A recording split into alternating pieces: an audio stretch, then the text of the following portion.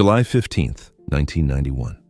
For the first time in 29 years, Johnny Carson walked onto the Tonight Show stage without a smile. No wave to the audience, no spark in his eyes, just a man carrying a weight that fame couldn't lift. 3 weeks earlier, a phone call at 1:25 in the morning had shattered everything.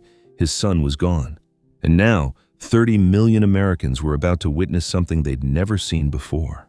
The king of late night forgetting how to pretend. The studio audience didn't know what to do. Applaud, stay silent, give him space. They chose something in between, a soft, respectful applause, the kind you hear at funerals, not television studios. Johnny sat down at his desk, no opening joke, no witty setup, just silence. He looked at the audience, then at the camera, and everyone watching could see it. This was a man who'd forgotten how to perform. "I'm not doing jokes tonight," Johnny finally said, his voice barely holding steady. "I need to talk about something, about my son." And for the next 12 minutes, Johnny Carson stopped being the king of late night and became what he'd always been beneath the suits and the spotlight, a father. A grieving, broken father trying to make sense of the senseless. Before we go deeper into this story, if you're here because you remember Johnny, because you missed the nights when television felt real, subscribe to Johnny Carson Legacy Stories. We're uncovering the moments that made Johnny more than just a host, the moments that made him human. Hit that bell so you never miss these untold stories. June 21st, 1991, 1:25 a.m. The phone rang in Johnny's Malibu home, cutting through the silence like a scream. Nobody calls at that hour with good news. On the other end was the news that would break him. His middle son, Rick Carson, was dead. Rick had been driving home from a photography shoot on Highway 108, deep in the Sierra Nevada mountains. The road was dark, narrow, unforgiving. His car went off the embankment. It rolled multiple times. Rick was 39 years old. He didn't make it. Rick Carson was one of Johnny's 3 sons from his first marriage, back when Johnny was just starting to become Johnny Carson. And if you ask Johnny privately, in those rare moments when he let his guard down, he'd admit something most people didn't want to hear. He wasn't a good father. His career came first. Always. The late nights in the studio, the travel, the endless pressure to be the best, it didn't leave room for little league games or school plays. Rick grew up seeing his father more on television than across the dinner table. He had a famous last name, but not much of a relationship with the man behind it. As an adult, Rick became a photographer, talented, quiet, determined to carve out his own identity far from his father's shadow. They weren't estranged, not quite, but they were distant, the way fathers and sons become when there's too much left. Unsaid, and not enough time to say it. Johnny had always told himself he'd fix things later. There would be time. Time to be the father he should have been. Time to have the conversations he'd been avoiding. But on June 21st, 1991, later became never. The Tonight Show went dark immediately. Guest hosts stepped in. NBC released a vague statement. Johnny Carson is taking time for personal reasons. But in Hollywood, secrets don't last. Word spread quickly through green rooms and production offices. Johnny's son was dead, and the man who'd made America laugh for nearly 3 decades was dealing with something no amount of fame could protect him from. Those 3 weeks off the air were the longest in Johnny's career. Even during brutal contract negotiations, even during fights with network executives, Johnny had always shown up. The show always went on. But not this time. Friends who called said Johnny was destroyed. Not just sad, destroyed. He sat in his house, replaying every missed birthday, every broken promise, every moment he'd chosen the show over his son. And beneath the grief was something worse. Guilt. Was I a good enough father? He kept asking it, over and over. He already knew the answer. He'd known it for years. But knowing you failed and losing your chance to make it right are 2 very different kinds of pain. That's the thing about death. It doesn't just take someone, it takes every apology you never made, every conversation you kept postponing, every moment you thought you'd have later. Johnny had spent 3 decades being perfect on television, controlled, composed, untouchable. But this wasn't something he could perform his way through. After 3 weeks, Johnny made a decision that shocked everyone. He was coming back. Not because the grief had lessened, not because he was ready, but because he knew if he waited to be ready, he'd never come back at all. His producers were worried. "Johnny, take more time. Come back when you can do the show properly." But Johnny shook his head. "There is no properly. My son is dead. That's not going to change." And then he said something that stunned his entire team. "I'm going to talk about Rick. On air." "Johnny, you don't have to do that. Nobody expects—" "I can't just pretend he didn't exist," Johnny interrupted, his voice raw. "I can't walk out there and tell jokes when my son is gone." "Then don't do jokes. But your private life is private. You don't owe anyone." Johnny looked at them with eyes that hadn't slept in weeks. "I've spent 29 years keeping my private life private, and you know what that got me? A son I barely knew. I'm not doing that anymore. If you're feeling the weight of this story, you're exactly where you should be. That's what Johnny Carson Legacy Stories is all about, finding the human truth behind the legend. Subscribe now and join the thousands who are rediscovering why Johnny wasn't just the king of late night. He was the man who taught us how to be real. The moment Johnny walked onto the stage that night, the audience knew something was different. No smile, no wave, no Johnny Carson charm. He looked older, smaller, like a man who'd been hollowed out from the inside. The applause was uncertain, almost apologetic. By then, word had leaked. They knew about Rick. They were applauding because they didn't know what else to do. Johnny sat at his desk and looked into the camera. For the first time in 29 years, he had no idea what to say. The silence stretched, uncomfortable, heavy, real. Then he spoke. "I'm not going to do jokes tonight. I need to talk about something." The audience went completely still. 3 weeks ago, my son Rick died in a car accident. He was 39 years old. Johnny's voice cracked. He paused, trying to pull himself together. He couldn't. "I've been doing this show for 29 years. I've always kept my personal life separate. That was the deal. You get the jokes, the entertainment, and I keep the personal stuff private." He looked down, took a breath. "But I can't do that tonight. My son is gone and I need to talk about him." What happened next wasn't scripted. It wasn't rehearsed. Johnny just talked. He talked about Rick, how talented he was behind the camera, how quiet and thoughtful, how he deliberately built a life away from the spotlight because he wanted to be his own person.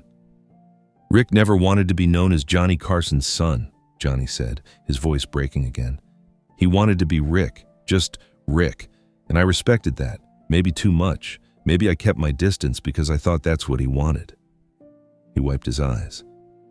"The truth is, I wasn't a very good father. I was too focused on this." He gestured to the stage, the cameras, the whole apparatus of The Tonight Show. "On being Johnny Carson, on the career, and my kids grew up without me being there much." The camera stayed locked on his face. No cutaway, no mercy, just a man crying on national television. "You tell yourself there'll be time later," Johnny continued, his voice barely above a whisper. "Time to fix the mistakes, time to have the conversations you should have had years ago. And then one morning you get a phone call and you realize there is no later. Time's up." By now, the audience was openly weeping. Not just a few people, everyone. The crew, the camera operators. Ed McMahon, sitting at his desk, had tears streaming down his face. "I don't know why I'm telling you all this," Johnny said, trying to smile through his tears. "I guess because I spent 29 years pretending I had it all together, and I don't. I'm just a guy who lost his son and doesn't know how to process it." He looked directly into the camera. "If you have kids, hug them tonight. Don't wait. Don't think there'll be time later. Do it now." The Tonight Show switchboard exploded. Thousands of calls, then tens of thousands. People weren't just calling to share their condolences. They were calling to share their own grief, to say they'd lost someone too, to thank Johnny for giving them permission to hurt out loud. But more than that, they were calling to say they were going to call their kids, their parents, the people they'd been meaning to reach out to but kept putting off. Johnny Carson had done something unprecedented. He'd taken a nation's accumulated grief, all the loss and regret people carry in silence, and given it permission to exist, to be acknowledged, to be felt. For 29 years, Johnny Carson had made America feel better. That night, he made America feel. Period. Johnny returned to work after that night. He kept doing the show for another year before retiring in 1992, but people close to him said he was never quite the same. The guilt over Rick never left, the what-ifs, the might-have-beens, the conversations he'd never have. In retirement, Johnny became even more private. But those who stayed in touch noticed something had changed. He called his other two sons more, spent more time with them, tried in whatever small ways he could to be present. It was too late for Rick, but maybe not too late for his brothers. Here's what Johnny never talked about publicly. Rick's death wasn't just a tragedy, it was a mirror. It forced Johnny to confront what he'd sacrificed for success, the relationships he'd neglected, the family he'd put second, the hidden cost of being the king of late night. Johnny had everything the world said mattered: fame, money, respect, a permanent place in television history. But his son was gone, and all that success felt hollow. That's what those 12 minutes were really about. Not just grief over Rick, but grief over all the years Johnny couldn't get back, all the moments he'd missed, all the ways he'd failed at the thing that mattered most. When Johnny Carson died in 2005, his son Chris spoke at the funeral about that July night in 1991. "My dad spent his whole career being perfect on TV," Chris said. "Never slipping up, never showing weakness, but the night he came back after Rick died, he wasn't perfect. He was just Dad. And that's the version of him I'll remember most. Not the Tonight Show host, just the man who loved his son and wished he'd done better." That 12-minute segment became one of the most replayed clips in Tonight Show history. Not because it was entertaining, but because it was real. It showed that success doesn't protect you from pain, that fame doesn't make grief hurt less, that even the people who seem to have it all together are often barely holding on. Here's what that night taught America. It's okay to not be okay. For decades, the culture had been about putting on a good face, keeping your pain private, not burdening others with your problems. Johnny had been the perfect example of that philosophy. Always composed, always professional. But that night, Johnny shattered that expectation. He showed that sometimes the strongest thing you can do is admit you're broken. That vulnerability isn't weakness, it's courage. After Johnny's appearance, grief counselors across the country reported a massive increase in people seeking help. Fathers called to reconnect with sons. Adult children reached out to aging parents. Johnny's honesty had given people permission to acknowledge their own pain, to stop pretending everything was fine, to be human.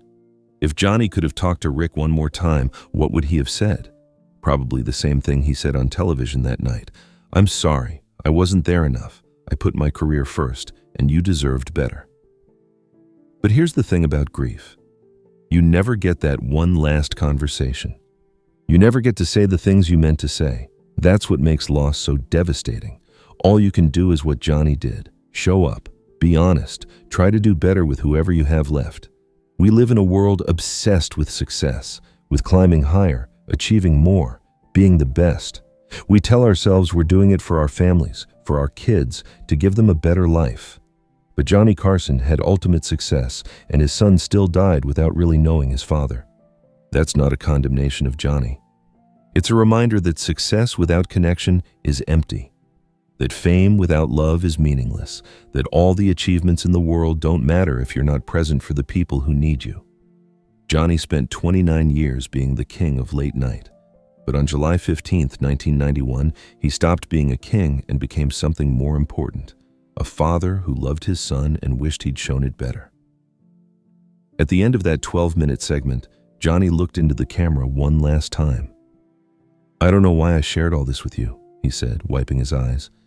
"Maybe just because I needed to say it out loud, to admit that I wasn't good enough, that I failed." He paused. "But if you're out there right now, and you're thinking about calling someone you love but keep putting it off, call them. Don't wait, because you don't know how much time you have." 30 million people were watching. And in homes across America, people picked up their phones. That's Johnny's real legacy. Not the 4th episodes, not the legendary interviews, but 12 minutes when he stopped performing and started being human. 12 minutes when he admitted he was broken, and in doing so, helped heal a nation.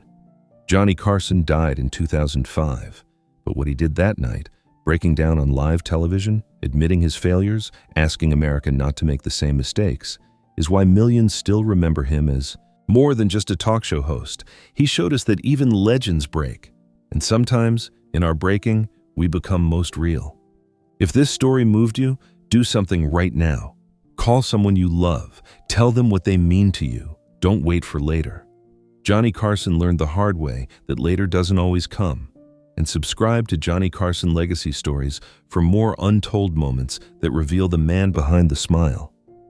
Hit that like button, share this with someone who remembers Johnny, and drop a comment telling us your favorite Johnny Carson memory. Because in the end, we're all just trying to do better, to love better, to be present before it's too late. Johnny couldn't save Rick, but in his grief, he saved thousands of relationships by reminding us what really matters. Don't wait. Call them now.